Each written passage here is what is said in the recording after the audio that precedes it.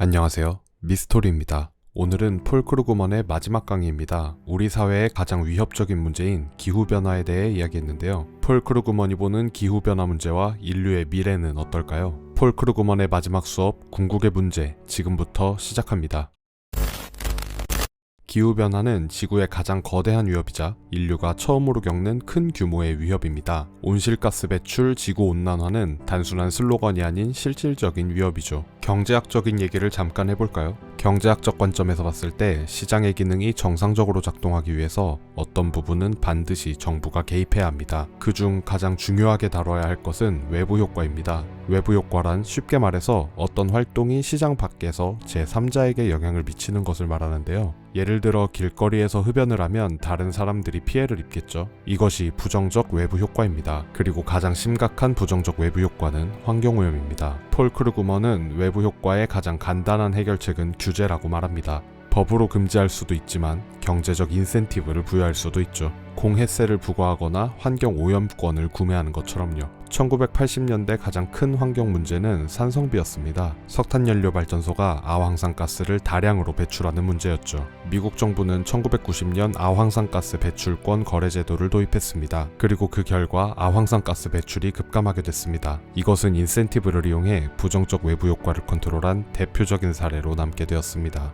아황산가스 문제에서 우리는 환경오염을 잘 다뤘습니다. 그런데 왜 온실가스는 그렇지 못할까요? 온실가스는 훨씬 규모가 큰 문제이기 때문입니다. 아황산가스와 다르게 온실가스는 석탄발전소에서만 나오지 않습니다. 세계 곳곳에서 배출되고 있죠. 그리고 온실가스 배출 문제는 아주 오랜 시간에 걸쳐서 일어납니다. 온실가스 배출이 당장 내일 지구의 온도를 바꾸진 않지만 50년 뒤 지구의 기후에는 영향을 미칩니다. 과학적으로 수십 년 뒤 미래 기후를 예측할 수는 있습니다. 문제는 수십 년 뒤 재앙 때문에 지금 정책을 펼칠 수 있느냐는 것입니다. 온실가스 문제는 팬데믹과는 완전히 다른 차원의 문제입니다. 바이러스는 빠르게 조치하지 않으면 사람들이 병에 걸리고 쓰러지는 것을 눈으로 확인할 수 있습니다. 하지만 온실가스 문제는 우리가 인지하고 파악하기 힘든 문제죠. 바이러스는 국경 내에서 사람들의 이동이나 활동을 제한하는 것으로 통제할 수 있지만 온실가스 문제는 전 세계가 힘을 합치지 않으면 통제할 수 없습니다. 기후변화는 문명의 종말을 불러일으킬 수 있다고 폴 크루그먼은 경고합니다. 그렇다면 우리는 기후변화에 어떻게 대처해야 할까요? 폴 크루그먼은 이 문제에서 좋은 뉴스와 나쁜 뉴스가 있다고 말합니다. 우선 나쁜 뉴스는 우리가 기후변화를 부정하고 있다는 것입니다. 기후변화를 믿지 않는 사람들이 많다는 것이죠. 이들은 공동의 이익을 위해 우리가 희생해야 한다는 사실을 부정합니다. 반면 폴 크루그먼은 기후변화를 다루는 현실 상황이 쉬워지고 있다는 좋은 소식도 전했습니다.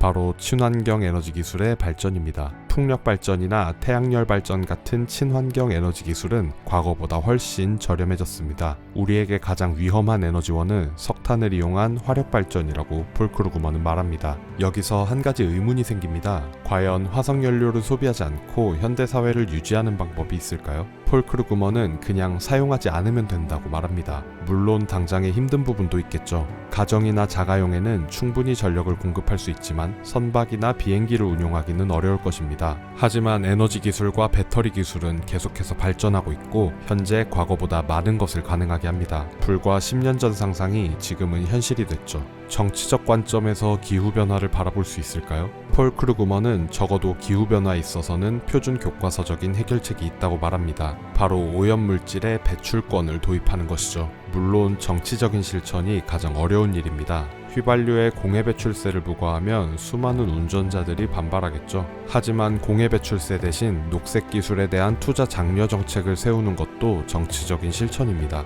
그리고 많은 정치인들이 슬로건으로 사용하는 그린 뉴딜을 살펴보면 꼭 환경오염에 세금을 부과하는 과격한 방법을 사용하지 않아도 됩니다. 대신에 청정에너지와 전기 분야에 보조금을 지급할 수 있겠죠. 이런 방법은 고용 창출에도 효과적일 수 있습니다. 폴 크루그먼은 최근 기술이 실망스럽다고 말했지만 그래도 기술이 우리의 친구라는 사실을 부정하지는 않습니다. 우리가 모든 것을 완벽하게 통제할 필요는 없습니다. 다만 시작하는 발걸음을 내딛는 것이 중요하겠죠.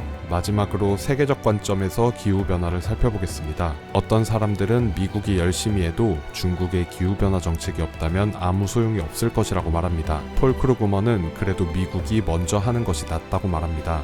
미국이 하면 유럽이 하고 일본과 한국이 동참합니다.